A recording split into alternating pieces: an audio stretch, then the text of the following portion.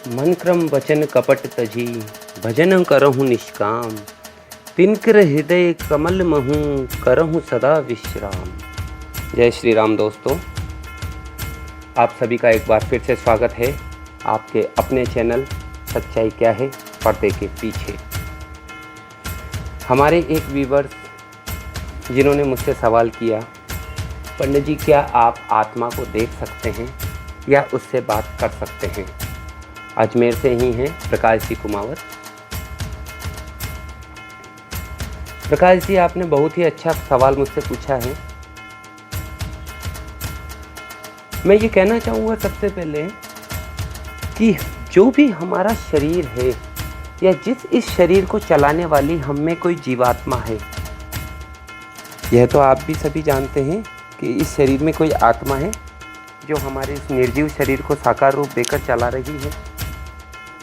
हम किसी आत्मा से बात करने से पहले या किसी आत्मा को देखने से पहले इस लायक बने कि हम उसे देख या सुन सकें।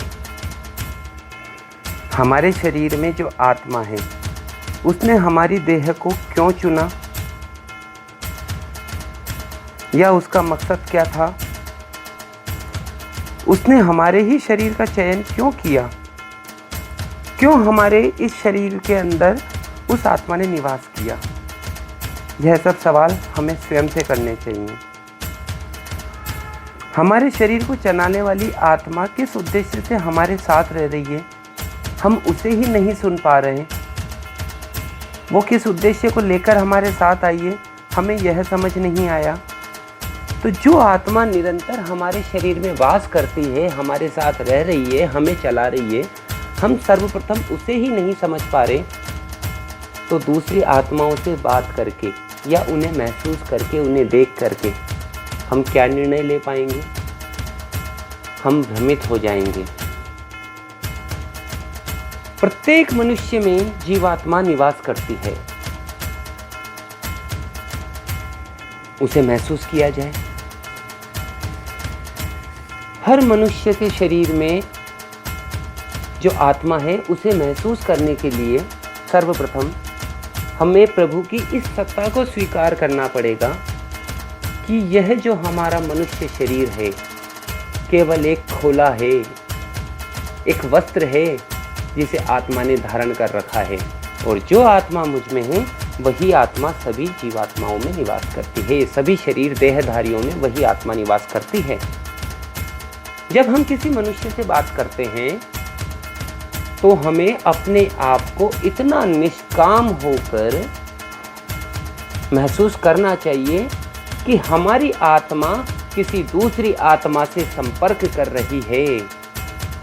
जब हम एक दूसरे देहधारियों में उस प्रभु की, उस परमात्मा की सूक्ष्म आत्मा का निवास महसूस करने लगेंगे, उसी दिन हमें आत्माएं महसूस होने लगेगी, हम उनसे बात करने लगेंगे।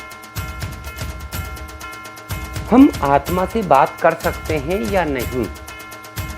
तो आत्मा जीवात्मा में निवास करती है। जब हम उस देहधारी शरीर से बात करते हैं तो हमें स्वतः ही ये समझना चाहिए कि हमारी आत्मा उस जीवात्मा के शरीर के अंदर जो आत्मा है उसे पुकार रही है, उससे बात कर रही है। प्रेम और परमात्मा दोनों दिखाई नहीं देते, उन्हें महसूस किया जाता है। इस विषय को भी मैं प्रेम से ही जोड़ूंगा। प्रेम दिखाई नहीं देता, हमारे मन की अभिव्यक्ति है। किसी इंसान का साथ हमें अच्छा लगता है, उससे बातें करना हमें अच्छा लगता है, तो हमारा मन कहता है उससे हमारा प्यार है, प्रेम है। तो क्या प्रेम दिखाई देता है? नहीं, वह सिर्फ महसूस किया जाता है सामने वाले के व्यवहार से। हम बात करते हैं उस शख्स से जिससे हम प्यार करते हैं, लेकिन हम क्या कहते हैं? हमने हमारे प्यार से बात की। हमने प्यार से बात नहीं करी, हम उस देहधारी से बात करते हैं जिससे हमारा मोह है, प्यार है, स्नेह है, ममता है। इसी प्रकार हमें देहधारी से बात करनी पड़ेगी और महसूस करना पड़ेगा कि हम किसी आत्मा से बात कर रहे हैं। प्रत्येक देहधारी में आत्मा का निवास हो, ऐसा फीलिंग्स जब हमारे मन में पैदा होने लगेगा तो हम प्रत्येक मनुष्य में आत्मा का वास देखेंगे, उसे देख सकेंगे और उसे महसूस कर सकेंगे, उससे बात कर सकेंगे। उम्मीद है प्रकाश जी आप मेरे जवाब से संतुष्ट होंगे। भगवान श्री राम ने रामायण की एक चौपाई में अपने छोटे अनुज श्री लक्ष्मण जी से कहा है, मन क्रम वचन कपट तजी, भजन करहु निष्काम, तिनके हृदय कमल महु, करहु सदा विश्राम। कि हे लक्ष्मण, जो मनुष्य मन क्रम और वचन से कपट को त्याग कर निष्काम भावना से मेरा भजन करता है, उनके हृदय रूपी कमल में मैं सदा सदा के लिए विश्राम करता हूँ।